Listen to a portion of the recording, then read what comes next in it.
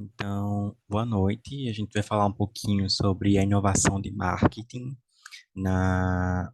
Esse é um tema que está sendo abordado na disciplina de Gestão da Tecnologia do professor Júlio Rezende. E os componentes do grupo são o Fernando Eloá, Matheus Carlos e Paulo Henrique.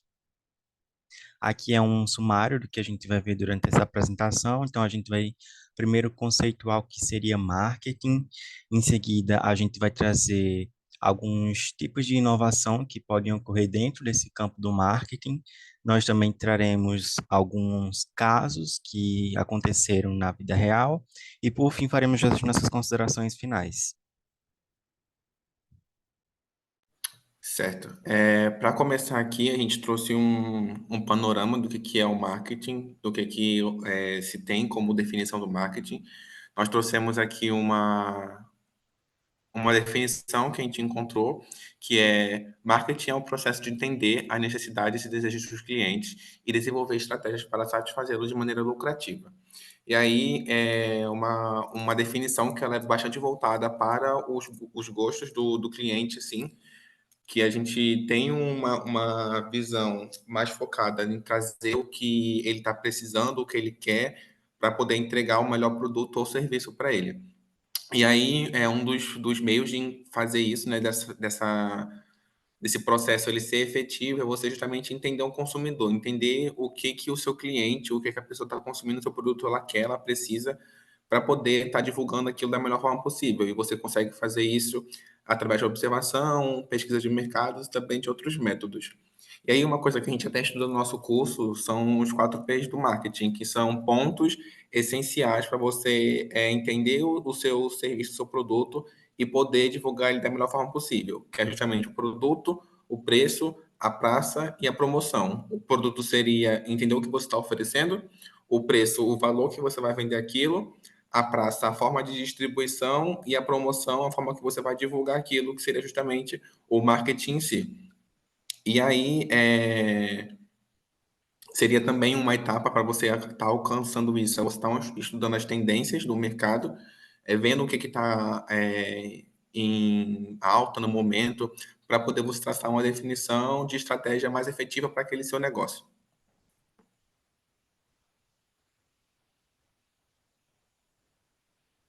Bom, então, boa noite, pessoal. Dando prosseguimento, a gente trouxe também as principais inovações ligadas ao marketing. Existem várias, é um setor bem dinâmico, mas aí a gente trouxe quatro ou três principais para a gente estar discutindo com vocês, saber até se vocês já haviam percebido essas inovações em alguma marca ou experiência que vocês já tenham tido. A primeira delas utiliza a realidade aumentada, onde as marcas elas criam um ambiente virtual, por exemplo, em que o usuário pode estar visitando, fazendo um tour ou até mesmo experimentando o produto sem estar com ele fisicamente. Então, a gente trouxe aqui até um exemplo da Nike, onde ela criou um aplicativo, uma plataforma, onde os usuários eles conseguem por exemplo, experimentar de maneira virtual como o calçado fica no seu pé, como também identificar o melhor tamanho para para a sua medida, vamos dizer assim, e evitar que haja trocas ou devoluções pela escolha do número errado, além também de influenciar ele de maneira positiva a comprar aquele produto. Já o segundo exemplo que a gente trouxe é sobre o marketing de influência, onde a gente vê que essa é uma tendência bem crescente, onde as marcas escolhem influenciadores, atores, cantores, pessoas que têm um bom engajamento, têm um público-alvo, em que elas conseguem influenciar essas pessoas a forma de comportamento, a compras, a aquisição de serviços, por exemplo, e aí eles traçam o melhor perfil de influenciador para sua marca e ela torna-se assim uma embaixadora dessa marca, onde ela vai vender todos os benefícios que essa marca vai estar proporcionando para o cliente. E a gente trouxe aqui até o exemplo da Anitta e da Samsung, então atualmente ela só pode ser vista segurando e utilizando aparelhos da Samsung por justamente ser essa representação da marca. Só que é algo até bem polêmico, porque de maneira meio que descontraída, sem ela perceber, ela já foi flagrada segurando um iPhone. Então dizem que ela tem dois aparelhos, um para Samsung para ser visto em público e um do iPhone. Então acaba gerando até essa polêmica e essa controvérsia. Então tem muito essa responsabilidade dos embaixadores serem sempre vistos com a marca que está lhe patrocinando, né? E o É, só terceiro, um, pode desculpa, falar, amiga. Matheus. É Tudo só bem. um ponto que eu lembrei aqui em relação a esse primeiro tópico que a gente trouxe aqui, que é realidade aumentada e realidade virtual. Só um fato aqui que nessa semana minha amiga estava procurando um óculos para comprar. E aí uma empresa daqui, e nesse filtro eles tinham várias opções de óculos que você colocava o seu rosto ali no Instagram e ele colocava o filtro do óculos e você conseguia testar o óculos antes de chegar na loja ou de falar com algum atendente da loja para você ver se aquele óculos era bom, se você ficava bem nele, se ele era do seu agrado. Então, tipo, é uma coisa que já está bem alastrada até no Brasil, já que a gente já tem vários exemplos sobre isso, que é bastante interessante, porque é uma forma de você conseguir mais clientes de uma forma assim bem fácil, que é através da rede social.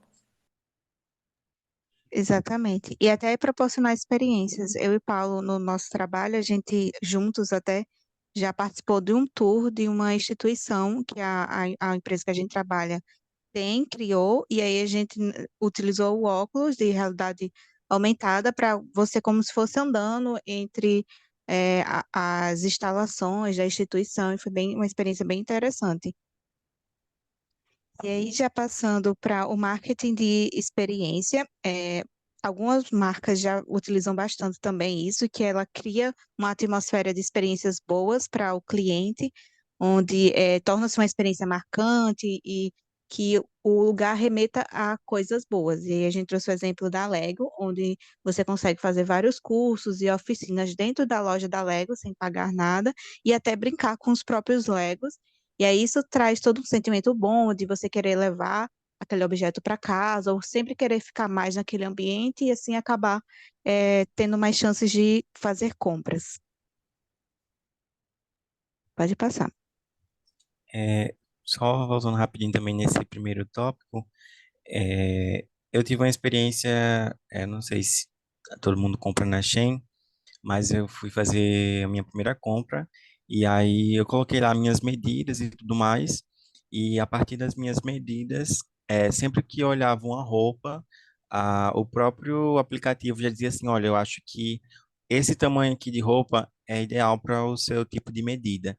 E aí eu fui confiando nessas indicações. E realmente quando as roupas chegaram, coube assim certinho e ficou do jeito que eu queria. Então, é algo muito válido mesmo. Evita essas revoluções. Perfeito, pode passar, Paulo. Então, já entrando na parte dos cases, que vai ser o foco da nossa apresentação, a gente vai trazer cases de marcas que utilizaram o marketing de uma forma correta, inteligente, vamos dizer assim, como também de empresas que acabaram cometendo gafes ou não tiveram uma repercussão tão boa utilizando o marketing.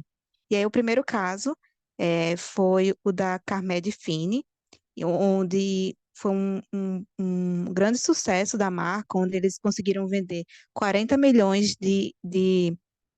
em vendas, né? Que era o previsto para, em menos de 20 dias, o que era previsto para 3 meses. E aí a gente vai tentar identificar, discutir com vocês alguns dos fatores que influenciaram tanto esse bom desempenho da marca.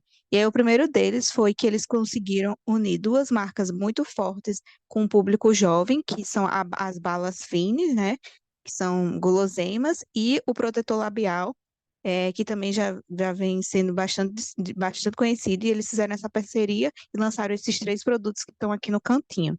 E aí, a partir disso, eles conseguiram atingir o público da geração Z, que são um público mais jovem, que está nas redes sociais, principalmente no TikTok, e aí, a partir disso, começaram a surgir vários trends por existir uma escassez justamente devido à grande procura do produto, de uma demanda que não era estimada.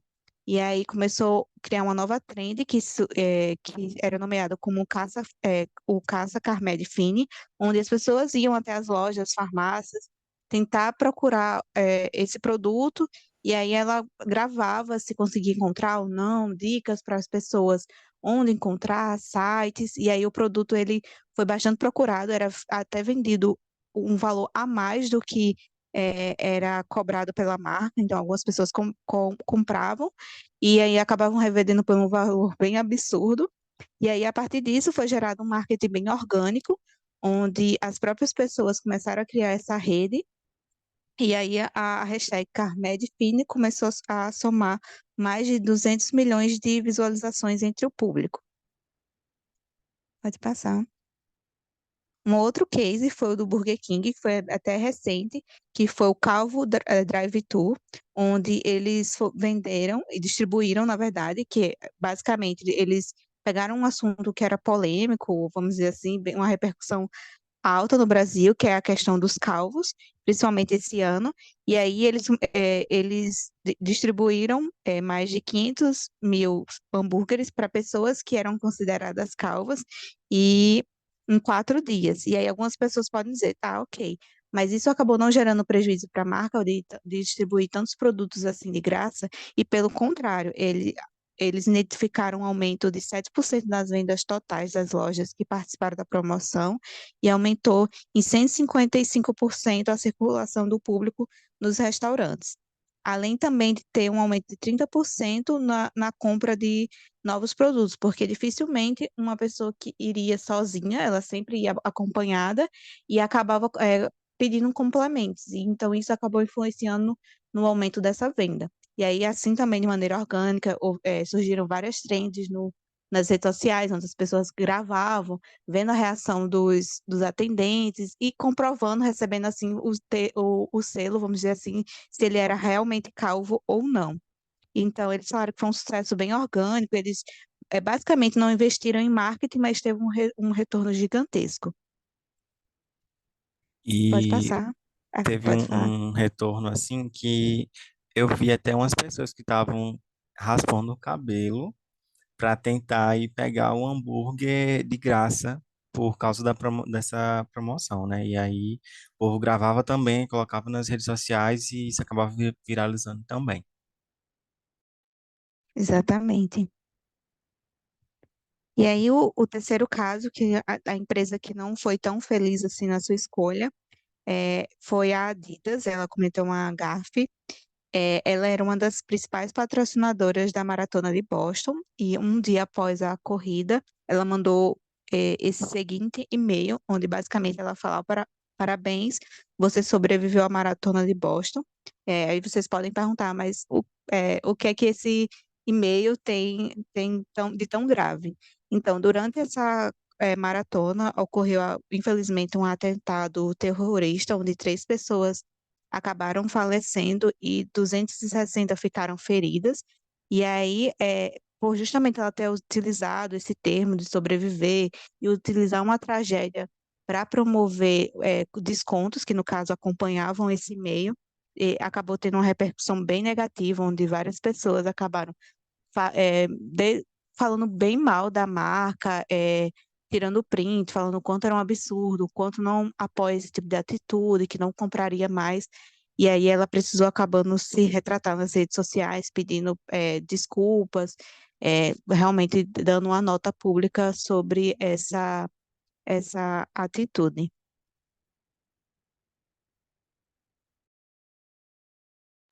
Certo, dando um prosseguimento a esses cases, né? A gente teve um fenômeno no ano passado, que ele está mais voltado para o mundo do entretenimento, que foi o lançamento do filme Barbie e Oppenheimer no mesmo dia.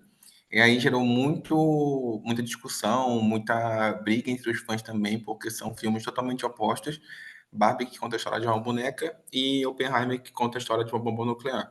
E aí teve um impacto tão grande que, no final, Barbie fez uma bilheteria de mais de 1,3 bilhões de dólares no mundo, e Oppenheimer também não ficou muito para trás, com 953 milhões de dólares no mundo. E o pessoal, eles se engajavam muito, o pessoal de Barbie, principalmente, que iam muito de rosa para ver o filme. Eu também lembro que os outdoors de divulgação do filme era, em vez de ser uma coisa muito elaborada, era simplesmente o outdoor todo rosa isso apenas com a data de lançamento do filme, porque é um registro, uma marca muito registrada do pessoal. E aí, durante uma entrevista, a Margot Robbie, que fez a Barbie, ela comentou: as pessoas me perguntavam se era um marketing articulado entre os dois estudos. Não, o mundo fez isso. Que é uma prova que as pessoas acabaram capacitando esse tipo de marketing para os próprios filmes. Então, as distribuidoras do filme acabaram não tendo que se envolver muito, porque foi um marketing muito dos fãs mesmo em relação a isso do que da própria emissora. E nesse meio aí, né, o Japão ele acabou não recebendo o filme na data de estreia, porque os japoneses, que foram os principais relacionados ao atentado que Oppenheimer trouxe, eles ficaram muito receosos com o filme e acabaram que não foram lançados. E aí a Warner Brothers, que foram os responsáveis pela distribuição de Barbie, acabaram utilizando, reagindo aos memes também que estavam fazendo com Barbie, com Oppenheimer, e aí os japoneses não gostaram. O tanto que o filme de Oppenheimer só foi lançado no Japão 8 meses depois do lançamento mundial.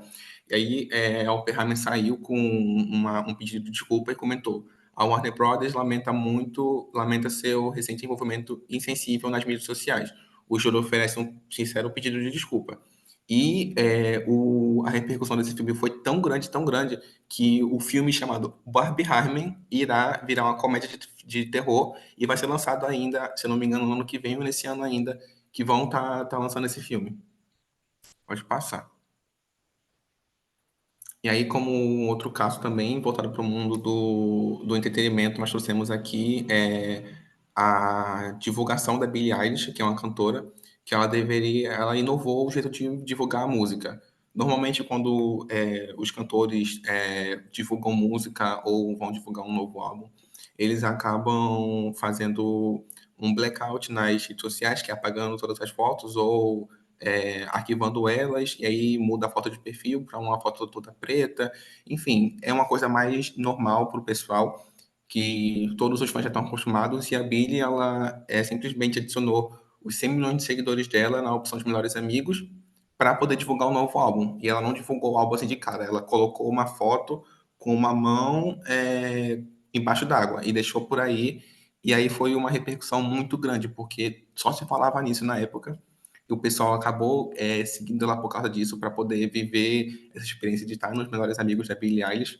Eu lembro que eu estava no estágio, uma amiga falou: gente, aí gente, o que foi? Aí ela: eu tô no melhores amigos da Billie Eilish. A gente, impossível. A gente foi ver e realmente ela tava. E aí que foi que explodiu tudo. E aí teve até uma repercussão para ela que, com a ação, a Eilish conseguiu mais de 5 milhões de novos seguidores e muita repercussão em outras redes sociais. Então, apesar de ter sido feito isso no Instagram, o Twitter, o TikTok também, o Facebook, eles foram muito em peso comentar em relação a isso e deu muito certo. E aqui também a gente trouxe dois comentários que o pessoal viralizou na internet, né, falando que fulano passou em primeiro lugar em medicina, tá bom, mas ele tá no close friend da Billie Eilish. E aí o outro tweet, né, relacionado a isso foi: provavelmente ela colocou todo mundo para divulgar o novo single, mas a sensação foi ótima de estar nos melhores amigos da Billie Eilish. E aí, como terceiro caso, que não deu tão certo assim, a gente trouxe a Base, que ficou muito famosa no ano passado, da Virgínia Fonseca, que ela é uma grande influencer aqui no Brasil. E ela lançou uma base que ela prometia diversas coisas. E uma das coisas era que ela era prova d'água. E aí, a maior explosão desse vídeo foi com a influencer Karen Pacini, que ela faz alguns testes de maquiagem no perfil dela do YouTube. E aí ela estava passando a base, e ela é muito conhecida por ser crítica. E no momento que ela espirrou água no rosto com a base, ela viu que de fato não, a base era prova d'água, mas que quando ela foi passar um pano, um papel em cima, ficou um buraco porque a base ficou toda craquelada. E o que não deveria acontecer, ela deveria continuar na pele. E aí esse vídeo ele acabou bombando, ele foi viral em Instagram, TikTok, Twitter, em tudo que você consegue imaginar. Só se falava nisso. E acho que, se eu não me engano, esse vídeo teve 3 milhões de visualizações. E aí o Felca, que eu também é um grande youtuber, ele entrou na brincadeira, utilizou a base muito no rosto e conseguiu mais de 10 milhões de visualizações. Enfim, foi uma onda que teve de que muitos influenciadores eles utilizavam a própria para se divulgar ali, né, para poder fazer review da base e tal. Porém, pelo outro lado, a Virginia Fonseca, que era a dona da marca, ela acabou recebendo muita onda de comentários negativos. Ela teve que tentar dar a volta por cima, fazendo promoções com outros produtos dela. E o que mais fazia o povo ficar indignado é que essa base ela custava R$ 200. Então, é um valor muito alto para uma base e que o pessoal falava que não compensa. E aí acabou que ela teve que fazer combos, juntando base com outros produtos dela, entendendo uma senha do 150 para poder ver se aquilo acabava vendendo mais. Além dela ter uma propaganda super enganosa, né? Utilizar o marketing de Uhum. forma ruim, que ela falava que o produto tinha princípios princípios de maquiagem que cuidam da pele. Enquanto você utiliza, ela cuida da pele, que era uma prova d'água, que ela fazia vídeos que, teoricamente, a maquiagem não saía, mas dava para ver que era edição, que ela repunha a maquiagem logo depois do vídeo acabar para fingir que não saiu. Então, isso acabou perdendo até a credibilidade dela em relação à publis, que ela é uma influenciadora que também faz publis de outras marcas, então isso acabou denegrindo até a imagem dela própria como influenciadora. E aí, outro exemplo de um caso que fez bastante sucesso, infelizmente não chegou aqui no Brasil ainda, foi lançado em 2009, é a Coca-Cola Freestyle. E aí, o objetivo dessa é uma máquina, certo? Que ela possui vários sabores de Coca-Cola. E aí, ela fica lá disposta, o cliente consumidor vai lá, é, faz as misturas que quiser e faz a sua própria Coca-Cola. Então, o objetivo dessa máquina é fazer justamente com que esse cliente tenha uma experiência diferenciada nos pontos de venda que essas máquinas estejam. Além disso, com essas misturas que os clientes acabam fazendo para gerar sua própria Coca-Cola, a marca ela pega esses dados e utiliza para gerar novos produtos, para desenvolver novos produtos que sejam mais de acordo com a cara do cliente. Então, ela, ao mesmo ponto que oferece uma nova experiência para o cliente, ela pega isso e diz assim: ah, então, já que ele gosta disso, eu vou desenvolver algo parecido e vou colocar para vender em massa e acaba lucrando ainda mais com uma ação desses tipos. Ela não tem no Brasil essa máquina, eu pesquisei, a gente chegou a pesquisar, não tem no Brasil, tem muito nos Estados Unidos, é mais comum por lá. Tem sabores cereja e diversos outros.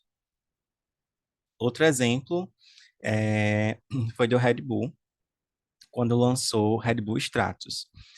Para fazer o lançamento desse tipo de Red Bull, eles simplesmente contrataram um paraquedista para saltar da estratosfera. E aí ele foi todo paramentado, com a roupa que tinha a logomarca da Red Bull.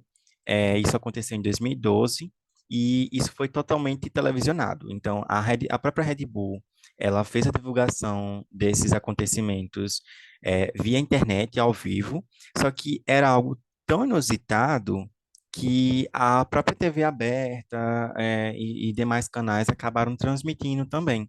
Então, eles fizeram uma propaganda meio que gratuita para a marca. E aí o público ficou muito emocionado, envolvido, e teve uma forte conexão, porque era um feito muito diferente do que as marcas estavam acostumadas a fazer para lançar seus produtos.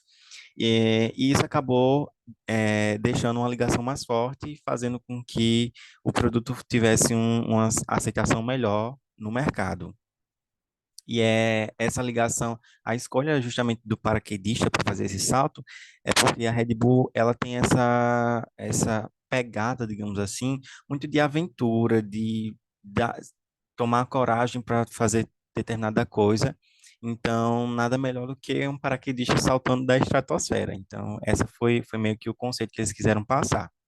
E aí, um caso que acabou não dando tão certo assim, foi o de um projeto social da Pepsi, que era o Pepsi Refresh Project. Eles lançaram em 2010 e dez E aí eles destinaram para esse projeto cerca de 20 milhões de dólares para fazer o financiamento de ideias que vinham de comunidades e também projetos de caridade.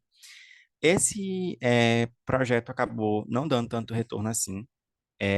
Teve um pouco de perda de espaço para cliente, como para concorrente, como por exemplo a Coca-Cola, porque ao mesmo tempo que a Pepsi estava destinando seus 20 milhões de dólares para projetos que não deram tanto retorno assim, a Coca-Cola estava destinando 20 milhões de dólares para fazer uma propaganda numa TV aberta ou em algum outro canal de comunicação que fosse mais próximo do público e realmente tivesse um resultado melhor.